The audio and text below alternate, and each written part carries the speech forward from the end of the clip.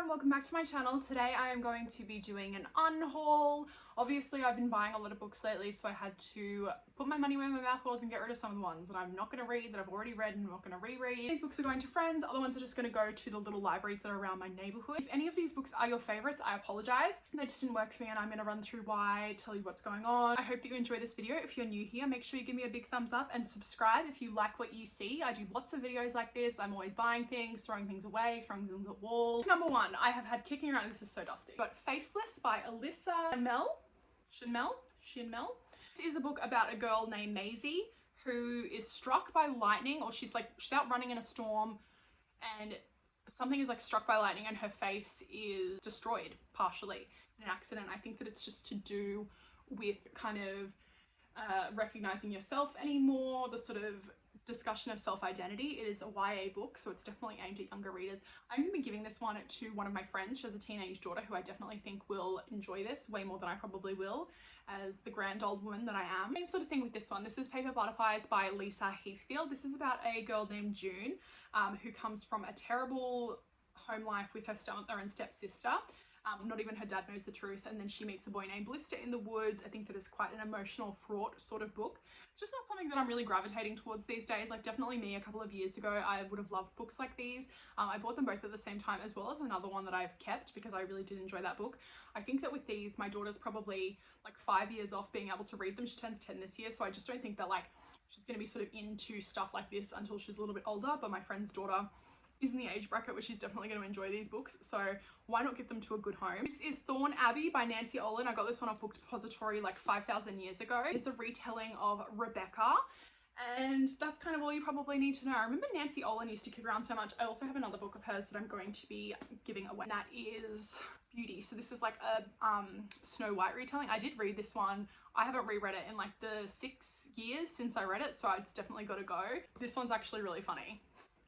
Gallant by V.E. Schwab. I just bought this. I just hauled this in my last video. You know what? I think that I just got kind of taken away by the fact that I saw this out in the wild. I was like, oh my god, I was a different person 3 weeks ago, so I can't be held accountable for my actions buying this. But like I said, it's going to my friend's daughter. She's really excited to read this one because obviously it's a new release. It's like I said, I think that it's going to be showing up on a lot of dark academia lists. I think that it's haunted houses, that sort of vibe. Just not my vibe.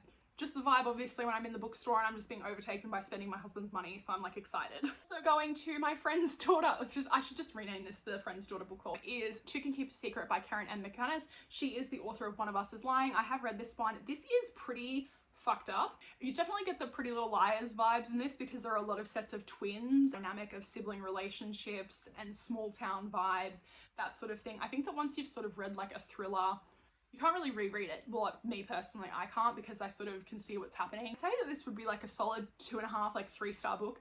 I definitely think that my friend's daughter will enjoy. Loveless by Alice Osman. I'm up to date on the Heartstopper graphic novels from Alice Osman. I don't know, I have had this for a year. I haven't tried to pick it up. Do you know what I mean? I've got so many other books that I'm buying constantly that there's no point in me keeping these things if someone else is going to enjoy it. That's definitely not the point of having books. About Georgia. Georgia is ace. It's kind of just navigating, I'm pretty sure, sort of what that means in terms of, romantic attachments, relationships, all of that sort of stuff while being a teenager and kind of just trying to discover your place in the world and who you are, who you're going to be, who you want to be, and the realities of everything going on around you.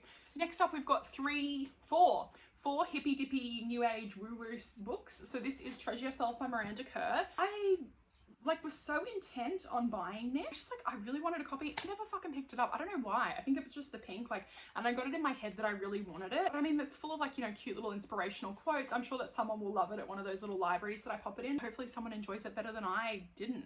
Really, I didn't even try. We've got these books. So we've got Crystals, Tarot, and Chakra. I just got these all for $3. Target or something that were reduced to clear. These next two books are going to my best friend Josh. So he kind of got bullied into taking them. I was like, we read the Illuminate files. I'm sure that you'll like these books. He's like, oh, but I'm like, no, honestly, it's all good. You just have them, you'll love them. It'll be fine. Next time we go and get Starbucks, you'll get these. Don't worry, Josh. He doesn't even watch my videos. Why am I saying hello to this guy? Lifelike by J. Christos. So it's Romeo and Juliet meets Mad Max meets X-Men with a little bit of Blade Runner cheering from the sidelines. I kind of disagree with that. It's kind of a post-apocalyptic and on a mission sort of thing. There are 2 more books, so this is the first book in the trilogy. I haven't continued on with it, which is probably telling you everything that you need to know sort of about this book for me personally. I know that a lot of people really love the Lifelike trilogy by J. Kristoff, but I don't know if I'm going to be one of them. I think that eventually I will read the other 2 books, probably not in physical format. I think that a lot of J. Kristoff books are a lot more palatable for me personally through audio. I just find that some of the I just needed to go a little bit quicker, you know, like I do listen to audiobooks on 3 times the speed, so I am like a ferret on crack. Yes, I know that. Just think that this is sort of something that will probably be better on audio for me if I do continue on with the series. Next book going to Josh is Empire of the Vampire by J. Kristoff. This was a new release of his. Was it released this year? I want to say it was, or last year. It was released last year. This is a huge motherfucker of a book. It's like over 700 pages. This was okay. I gave it 3 stars. I think that my main problem with this was the pacing. There are points where you are like taken fucking everywhere with this guy. Just, it drags in a way of like, you see him sit down and then he stands up and then he sits down again and he's got to take a drink. Oh, you know, he needs to go to the toilet. And then where it's genuinely really interesting, where he sort of more pivotally becomes the person that he is presented in the present day scenes, because it does flash back throughout the entire course of his life. There is a massive time jump on a part that, like, it would have been better explained if we sort of could figure out what his motivations were during that time period. Things that happened that are sort of not revealed until like the last act and you just saw it coming a mile away. 700 pages of him just saying fuck, and I'm like, I could do that myself in no pages. The book I'm getting rid of is Drowning Lessons, or Swimming Lessons, sorry, by Lily Reinhart. She plays Betty in Riverdale. This is her collection of poetry, and it's sort of when her relationship with Cole Sprouse was falling apart. Deeply personal look at the kind of pain and rejection and turmoil and heartache that she's going through. I think that when you read, and it's really beautiful and illustrated drawings, don't think that this is something that I personally can relate to. I think that someone else will definitely find a lot more joy in it. Getting rid of One for the Money by Janet Ivanovich. I started off my year by reading this book. It is the first book in the Stephanie Plum series, which is like massively super duper long. Stephanie Plum is sort of like down on her luck. Her husband, she's like in the midst of getting a divorce.